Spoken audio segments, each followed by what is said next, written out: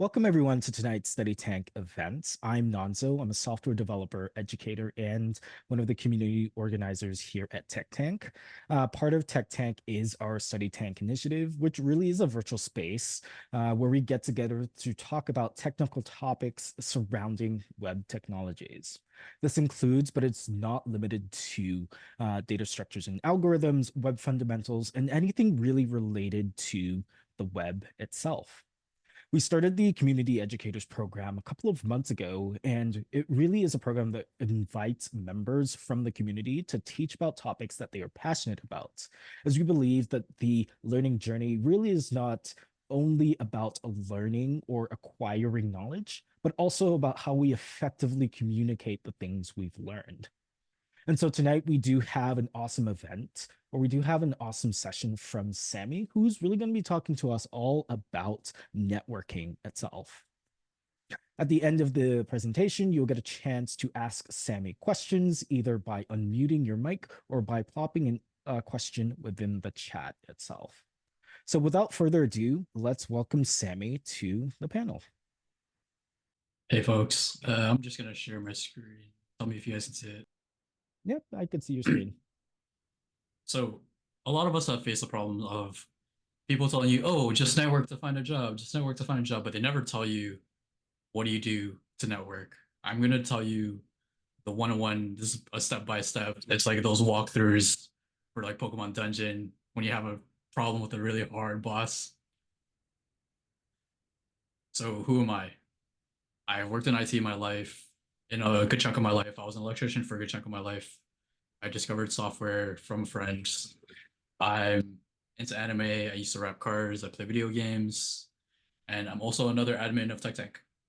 This is important for later, and I'll tell you why in a bit.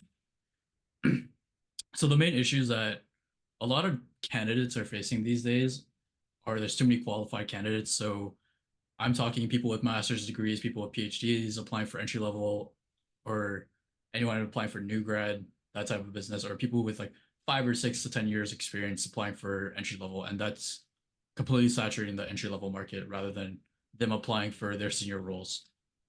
Number two is there's a lot of boot camps, there's a lot of colleges with short programs, there's a lot of university programs. So computer science and software development is more accessible than it's ever been. So it's giving access to a lot more people, and globally, the world's getting better. So you have more talented developers from all over across the world. There's things like outsourcing and AI. AI is already Procter and Gamble replaced some of their departments. Outsourcing, like my company itself, it's not necessarily outsourcing, but we moved to our headquarters to India, and this also affects the job markets that in the North American sphere. And then fourth is the economy. So things like the research bill in the United States that has trickle down effects where software development doesn't count as research and it's not a tax write off anymore. It's more a cost rather than a tax write off now. So this is also another issue. It's everyone getting a layoff in Oprah. So I'm going to walk you through the general pipeline of a candidate. So essentially, this is us. A lot of folks are cold applying. Some folks use automatic ATS, which means they'll look for specific keywords like, oh, I want my candidates to have a master's in computer science. I want them to do math. I want them to have only go to U of T or something like that. So anyone who didn't go to U of T is automatically discarded, either rejected or ghosted. They don't hear back. But the people who went to U of T, maybe let's say 1,500 people went to U of T. How many of them have good resumes? Like you have multiple colors, you have two colors. Do I have a particular preference for a resume? And then out of these 1,500, I find 300 good resumes. So that means like good internships, good schools, top of the top lists. And then maybe 300 of those go to screening, and then maybe 20 of them go to an interview. But the way you can bypass this ATS system and not even worry about school like I did, because I'm someone who doesn't have a degree, who came from construction, and on paper, I'm not the best candidate, but I bypassed this entire system by networking. So networking, you might have like 200 people, maybe 300 people reaching out to recruiters or senior developers or big C-suite candidates or levels, and they automatically get passed to the screening if you leave a good enough impression, right? Sometimes you just get put into the interview loop. For the 4 offers I got of 2023, 2 of them I went straight through the interview loop. I didn't have to talk to a recruiter. I didn't talk to an HR person, and that kind of screwed things up a little bit for my documents once I got signed. But overall, I skipped the screenings. I skipped the first part of the interview loops for the behavioral, at least. So now you're wondering, like, how do I stand out from, oh, the U of T or the Waterloo grads or the Harvard grads, right? You can do what I call the 3C methods. This isn't coined anywhere. This is just something I made up. So you can research a company. You can research the contact of the company. You can research the compatibility.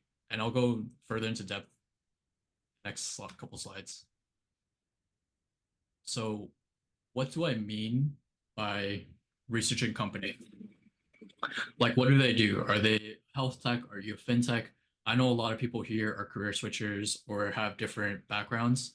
Like, let's say they were a nurse before. They could reach out to somebody at health tech, be like, "Oh, I've used your program before. I've had this type of situations, right?" You want to use your previous backgrounds or whatever experience you had to influence people's decisions. Another issue, another thing that you can research is what type of company are they? So product, agency, or legacy. A product company is something like Google search, right? They're more focused on one product. An agency is kind of like Conrad or Accenture, where you might work for different clients, you get put on a project for 3 to 4 months, and then you learn that tech stack, and then you move to the next tech stack. And then there's legacy companies such as even BMO has a couple legacy softwares where things are made in COBOL or SAP, and it really matters on what you're aiming for and what your ultimate goals are. So like McDonald's would be a type of company that's more of a product slash legacy. Stripe is a fintech company that's more of a product. How big the company is. So this influences the next factors I'm going to talk about in the next couple of slides.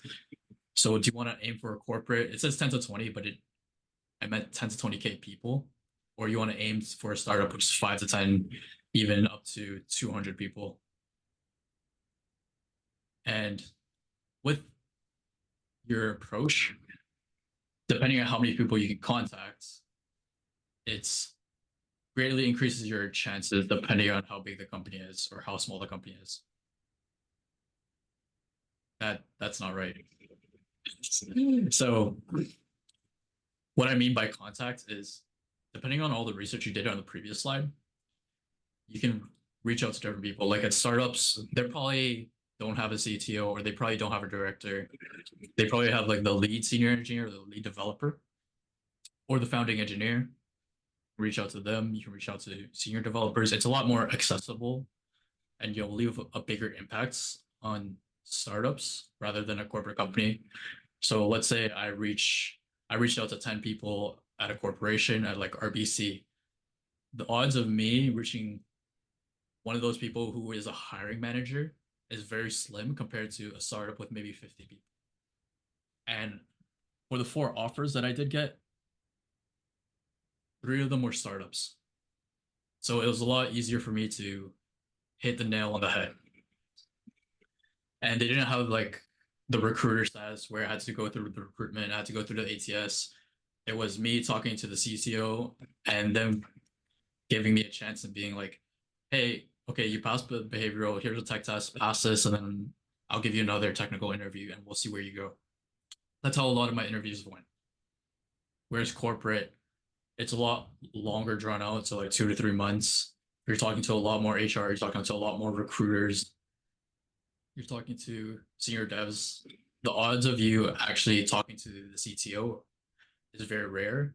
Whereas you can talk to a director who might be in charge of, let's say, online banking or a very small feature. It's very low compared to a startup. Now, what type of methods do I contact?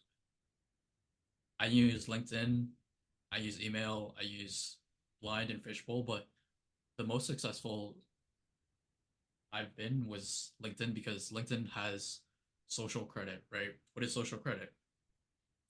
It has your name, it has a picture of you, it has your schooling, it has what you did in the past.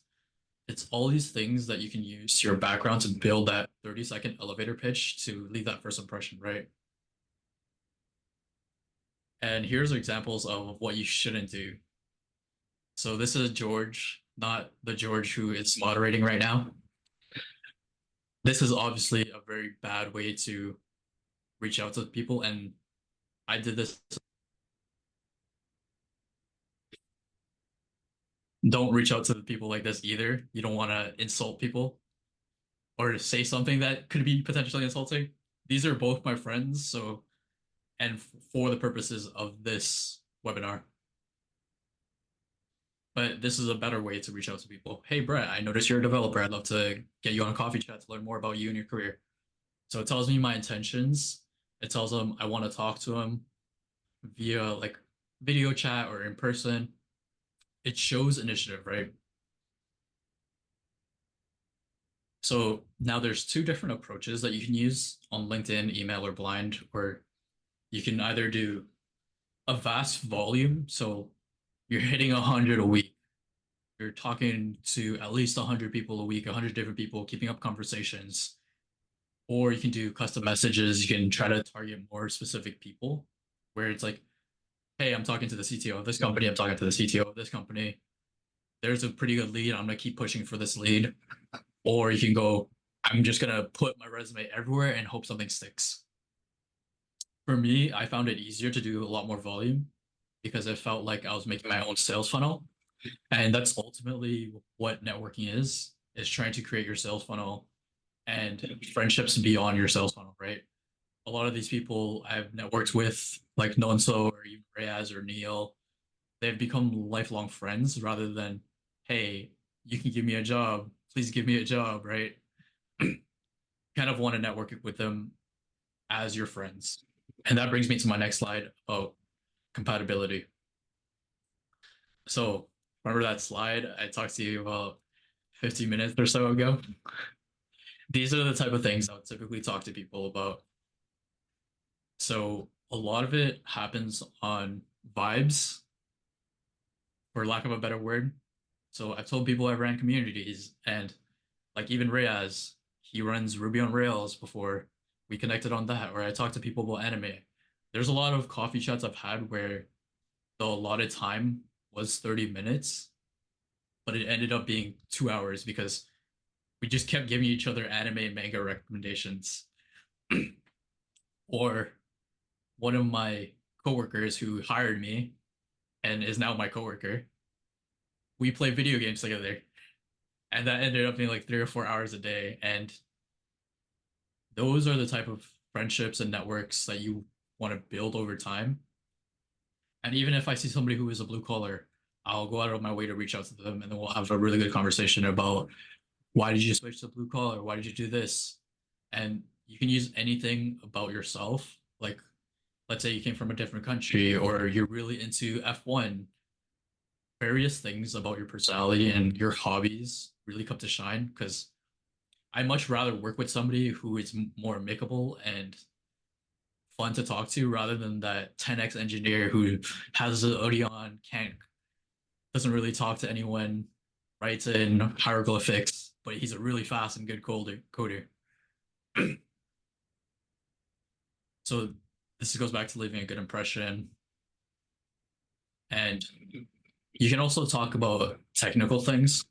Like when I say I did IT before, a lot of people automatically move me to like DevOps or sysadmin because I've worked with servers, I've worked with cameras, I've worked with printers, I've worked with all sorts of things a typical sysadmin will work with. But DevOps is not too far from that these days.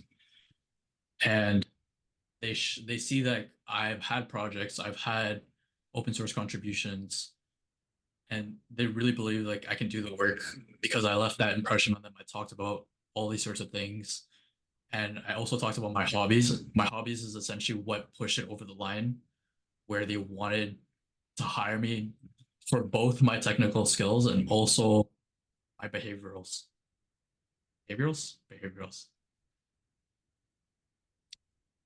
So this is my script or process. I highly don't recommend going in person unless like the cards line up. Like let's say you're already living downtown or you're living in a very close by area, then you can go in person. But for safety reasons and for efficiency, it's a lot easier to book 8 calls in a day online rather than go to 8 different locations to meet up for coffee. So after I message them on LinkedIn, they're up for a coffee chat. What I would typically do is send somebody my Calendly right away, try to get them on that coffee chat, try to get them to book a time in my calendar. And I make sure they know that it's online, so on Google Meets. And typically I'll open up with things like, hey, how's your day? What tech stack do you use at your company? What experiences do you have in other companies? What your dev journey is like? Or questions like, do you like in a startup? Do you like working in a startup or do you like working in a corporate space or enterprise space?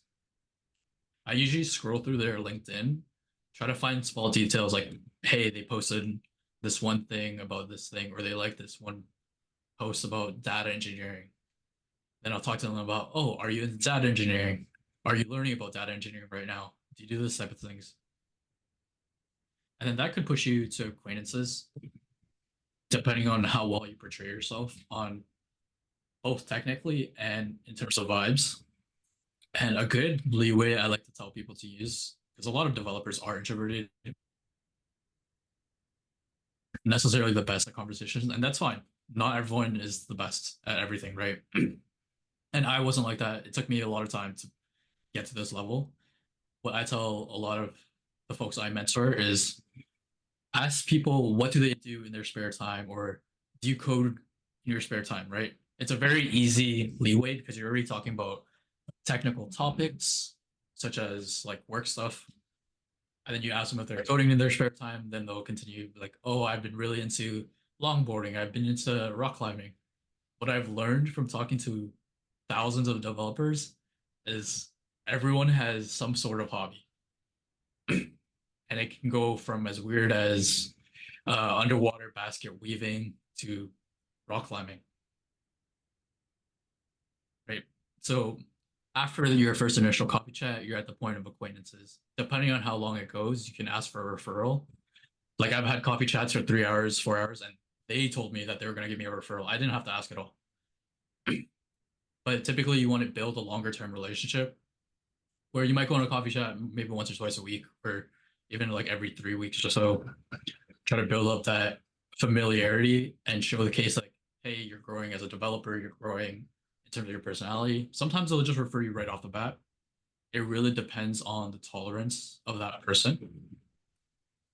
And the way I like to focus my networking is 80%.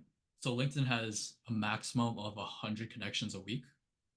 I like to send out 100, and 80 of them will be towards jobs that have listings. So companies that have job listings. So like, let's say Stripe is hiring, Google is hiring. I'll send them out to there. But then I'll find 20 other people who are working at companies that aren't necessarily hiring, but could be hiring in the future. And surprisingly, a lot of this 20% has paid off in a sense where 6 or 8 months down the line, they're like, hey, are you still looking for a role? I'd love to refer you. I loved our coffee chat back in February. Do you still want to take a look at this role? And I have referred other people to these roles. But essentially, depending on your tolerance and your situation, you can do 80-20. You can do 100 to only jobs. You can do 50-50 if you really want. And then what it ultimately boils down to is, can I spend 8 hours in office with this person? So, because a lot more jobs are returning to office, or if you're remote, can I spend 30 minutes helping this guy debug or help this girl debug? Can I spend, can they talk about things in a well-fashioned manner? Can they explain their problem without being like, I tried this and this and this, it doesn't work, right? Are you okay to receive criticism, right? You're a junior. Most people are juniors here, and a lot of juniors make mistakes. And this doesn't mean seniors don't make mistakes, but juniors are more likely to make mistakes because everything is so new to them, right? So can you take criticism? Can you listen to a person and say, hey, this code isn't good. Can you redo this? You can do this way. And that can show a lot in coffee chats. Like I've had repeat coffee chats where one person asked me to do one thing with my portfolio. I did it the next day, showed them the next week, like, hey, I did this. What do you think? And then they automatically refer me because like not a lot of people take that advice a little bit further ahead, right? Or people willing to learn. That goes back to the criticism thing. Like if somebody tells you, hey, I would like to see you make a dashboard, then I wouldn't mind referring you. Then you're learning all the technology for front end, even though you're a back end dev, right? Or even curiosity is a very big thing where it's like, hey, I have this one problem, but you can solve it, and the senior knows how to solve it, but he knows how to solve it in 15 different ways. Are you able to at least try 3 to 4 different ways to try to solve it? Can you display that in your first impression? Can you display that in your second impression? And then it goes to the point where you either become coworkers or you become friends. So like Nonso, we're friends because of a coffee chat. Or Nash, one of my coworkers now, we're really good friends now because of a coffee chat. And this is essentially your step-by-step tutorial for how to talk to people.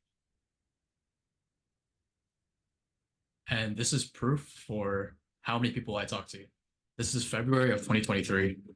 I started getting offers around May, June, and I accepted an offer in June. So the work I did in the 4 months from January to April, it paid off in May and June, where I was getting so busy with the interviews. I was, instead of doing 15 to 30 coffee chats a week, I was doing maybe 2 or 3 because I was too busy with interviews. But if you look at all of these all expand. Then another thing I want to talk about is referrals versus championing. So a referral is somebody saying, hey, yeah, I'll refer you. Or there's a lot of folks out there who, oh, you're laid off, you worked at this company 2, 3 years, whatever. I'll refer you. They don't spot check anything. They don't look at your GitHub. They don't look at your resume. They'll just blindly refer you. That's fine. That's also a good way to get in the door. But what really pushes you to get hired is somebody championing you. This is an example of a person I met. I really vibed with them, and we ended up playing video games together. I'm seeing him later this week as well. And this is some guy I met like 3 months ago, but I had enough faith in this guy where he's had good experience. I looked at his resume. I looked at everything. I went through all his GitHub and his previous what do you call it, requisites, and I realized like, hey, this guy would be really great on our team. I need this guy on our team. You kind of want to be that person where you're a good person to be around and you're technically sound. So these are all different conversations I've had with hiring managers. I've talked to 4 different hiring managers. I've talked to 2 recruiters at my company, and it's right here, Kehan and Neil. Neil is also another one of our admins. But I essentially just kept going. So like February, March, April, March again. This is over the course of 4 months where I kept championing them into trying to get them a job. You want to look for somebody who's willing to put their career and their reputation on the line to hire you. It's not as drastic as that, but it's mainly like their reputation of the company.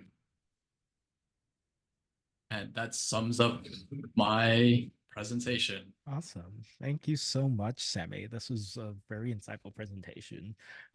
We're now going to move into the Q&A session. So if anybody has any questions for Sammy, you can either drop it in the chat or you can unmute your mic and ask Sammy a question. Hey, Sammy. I think I have a question that probably a lot of people are thinking right now. Um, some of us are already applying some of these points that you're talking about tonight, thanks to your advice. And I'm just wondering, I think there's a big difference between a referral and a champion. And of course, a referral is useful because it at least gets you in front of a HR person for pre-screening, which is better than being behind with 3,000 other applicants or being, not being talked to at all. How do you how do you turn someone into make championing you? Because that's a really another level. And I know you've kind of touched on that. I think nurturing stronger friendships probably obviously helps a lot with that. But going with all of this volume, like I'm trying to imagine, like, how do I turn this person into someone who's going to champion me? Of course, we don't want to be fake, but I guess I'd like you to expand on that if you can. So the way you turn somebody into a champion is you make a friend. What I typically find with adults is after a certain age, after university, you get into the slump where you don't know how to make friends anymore, right? So what the best idea is try to treat them like a friend. So you talk about, like, let's say you're into football, you talk about football, you're into anime, you talk about anime. Again, I want to say out of the 200, 300 coffee chats I did before I had a job, at least 40 of them were straight up about anime. We just talked about anime, we talked about like snowboarding. We talked to I had said nothing about open source. I said nothing about my resume. We just literally straight off the bat, yo, anime on your portfolio, let's talk about it. And then essentially we just started being friends from that point on, and they championed me at every single company where we talked about anime. Conversation can go as deep or as shallow as you want. Like, obviously, if I showcase that I'm not a genuine person, I'm only talking to you because I want a job, people can see it. And it does help if you talk about things that you're interested in and things that they're interested in, common hobbies, anything to, in a sense, pull on their heartstrings rather than, hey, I like soccer, give me a job, right? People can kind of find that energy off of you.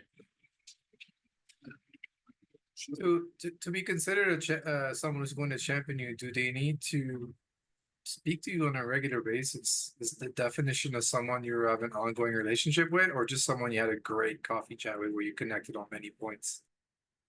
Not necessarily. I've had one off conversations where they've just been 30 to 40 minutes or 50 minutes. I've had some that are 3 hours and I've never talked to them again, except for like 3 or 4 months down the line. But they would instantly refer me in a heartbeat just because they liked the first impression I left on. They liked my elevator pitch. They liked how authentic and genuine I was about doing things besides outside of work or utilizing my old past to leverage my future, right? Or they even liked my insights on anime or snowboarding, and they just didn't care, and they were fine with championing me as a candidate rather than just referring me and sending me a link. Because I've had people send me links, and it's just like it's a referral link with a special code attached to their employee ID. I've had both situations, but the situations where people would champion me is people I've talked to for a lot longer.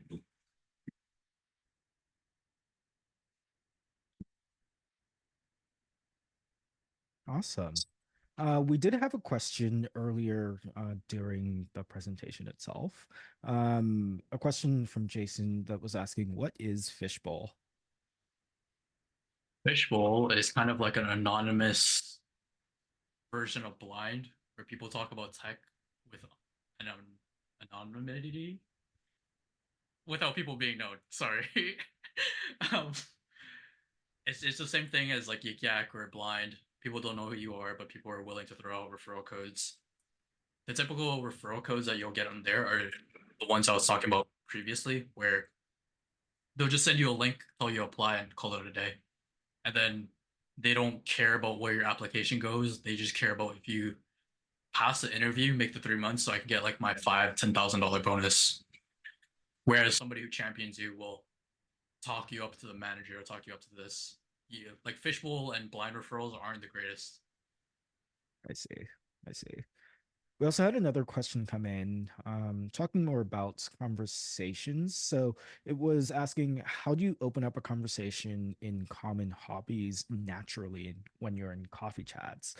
They find it very easy to go straight forward into talking about the resumes for coffee chats and hard to leave like a friendly impression during these chats. So typically, I just ask them if they code in their spare time. A lot of people don't code in their spare time. No one so knows from personal experience. I don't code in my spare time, even though he's asked me to help him with the bot. And I do other things with my time. Like I work out, I do watch anime, I play video games. It's a very easy segue saying, hey, what do you do in your spare time? Now that you've been in your role for a couple months, were you coding in your spare time as much as you were as a junior, as you were as a senior? Right? It really depends on who you're talking to, right? So a senior is someone who's typically older in their industry or in their career, probably won't be coding in their spare time. They'll probably be taking care of their family or their significant other or their dogs. So it's very easy to segue if you're talking to a senior. Even if you're junior, like a junior talking to another junior, you could ask them, how much time are you spending upskilling? Do you find learning at work is sufficient or do you have to learn outside of work? Right? Oh, so if you aren't spending your time learning outside of work, what are you doing? And often people, given the chance, they love talking about themselves. So the more questions you can ask about them, the more likely they'll divulge into more personal details and hobbies. Nice. Similar question to that. How long should a coffee chat be? Like I know in the presentation you mentioned some were 30 minutes, some were 50 minutes, 3 hours, but like is there a typical range for it? So typically my coffee chats are 30 minutes. I have a slot for 30 minutes, but I book it for an hour just in case there's leeway, and then I leave an additional 30 minutes until the next person can book. So it can be anywhere from a potential of 30 minutes to an hour and a half, depending on how the conversations go. I've had really bad conversations. I've had extremely good conversations where we essentially spent Friday night talking for 4 hours after work, and it can very much range. She was my last coffee chat of the day. I was her last coffee chat of the day, or her last work item, and we just continued talking. Or typically, you want to leave runway. So if the conversation's really good, you don't want to leave on a bad note, or you don't want to leave that conversation there, right? You want to be able to divulge deeper and have them try to champion you. So like if you spend an hour talking to somebody, you're more likely to get somebody to champion you and refer you. Nice. And like building off of that to create those um like to create or see what similar um connections or people that you have in common. How far do you research for a person in LinkedIn? Like, do you go through the dark web? Do you have special resources that you use? Things like that? Me personally, I find out their SIN number. Um, you typically a quick glance will do. Like I'll show you my LinkedIn profile. I'll give you like a quick analysis. All right, Sammy Lamb, full stack electrician, car rapper. He did IT. He works at this company. He went to Humber College or something. He posts semi regularly. He runs Tech Tank. He's done electrician stuff. He's went to school for at Humber. He has all these people recommending him. Okay, now to build something. Oh, I went to Humber too. Oh, I went been to the Tech Tank event. You guys do some great stuff. Oh, I noticed like you recently got your job. I'd love to find out more insights about you. Oh, you used to wrap cars. I used to do auto body work. I'd love to talk to you about that stuff. Oh, I did IT. I'm a sysadmin now. Blah blah blah. How'd you like that? Like these are all like I made 5 or 6 points off the top of my head. Even like if you research the company, if I click into Mimecast, right? Oh, yeah, they're a pretty big corporation. I'd love to know more about Mimecast because my previous company used Mimecast, or oh, I've never heard of Mimecast before. What's cybersecurity? So typically a quick glance through their profile, schooling, what their job history is, how often they post. You don't have to go deep. You don't have to go like, oh, let me find what he posted 6 years ago.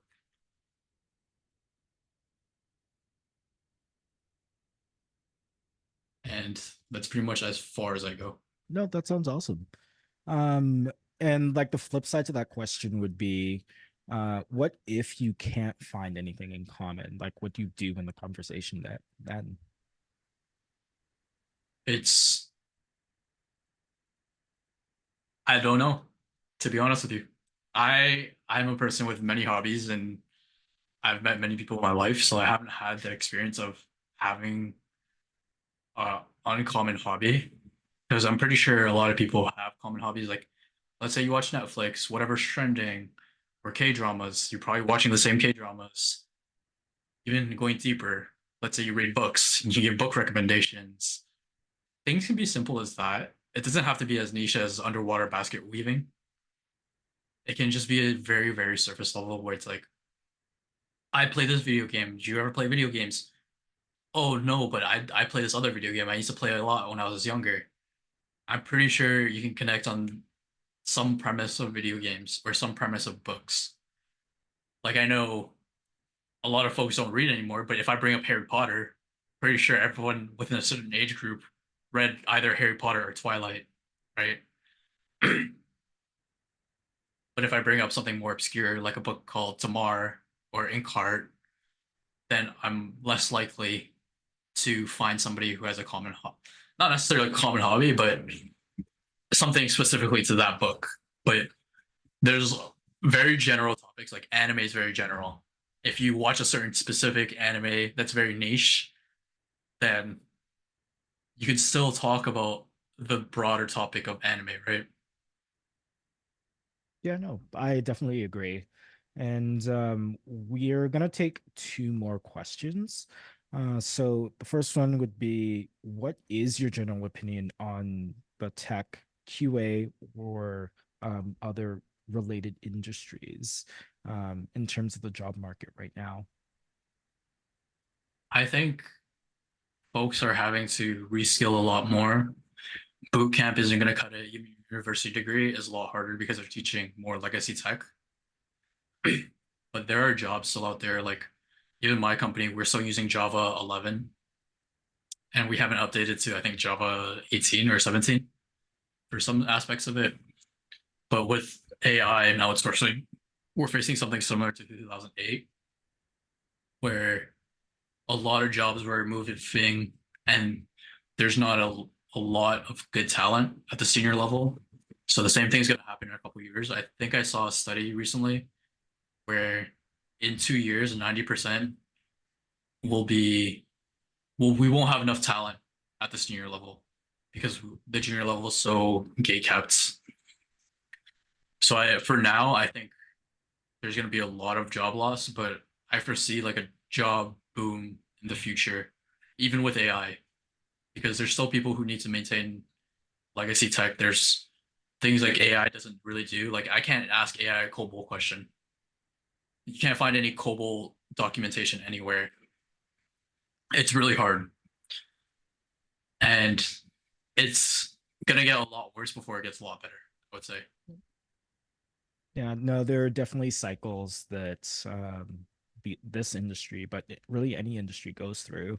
And it may be that right now we're in the downturn, but then again, with and then again, it may start to increase. And I'm already seeing that coming from the last couple of years. And so I'm optimistic in terms of the job market and in terms of just the amount of technologies that are coming out today. Like the same jobs that existed 5 years ago may not exist 5 years from now, but there are jobs that don't exist today but will exist 5 years from now, still in the tech industry. So very optimistic about that. And the last question here would I thought it'd be fun to end on a fun note. Um, What would you say was your worst coffee chat? And what would you say was your best coffee chat that you've had? So my worst is because I'm self-taught, I had a lot of prejudice coming in. A lot of people looked at me in a different way because, oh, this guy taught himself. He came from construction and he's probably dumb as fuck. Sorry for my cursing, but he very much looked down on me because he went to a top tier university for CS, which it wasn't. It was Western. So the entire time he was looking down on me. And I looked at the job posting. It was 60,000, and he was very much looking down for me, considering that he went to a top tier university and got his job in the tech boom. 60,000 was not that great, but he was still looking down on me because I was self taught, and he went to Western for CS, which isn't top 10, but just because he went to school for that. And keep in mind, he was a transfer student, so he wasn't initially in the CS program, which is through high school. He was in the CS program because he transferred credits, which is a lot easier to do than getting your entry.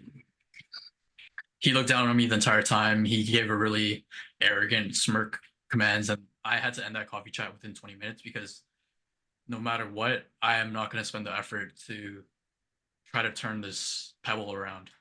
And it's probably not worth my time if he's looking down at me because that indicates to me the work environment it is.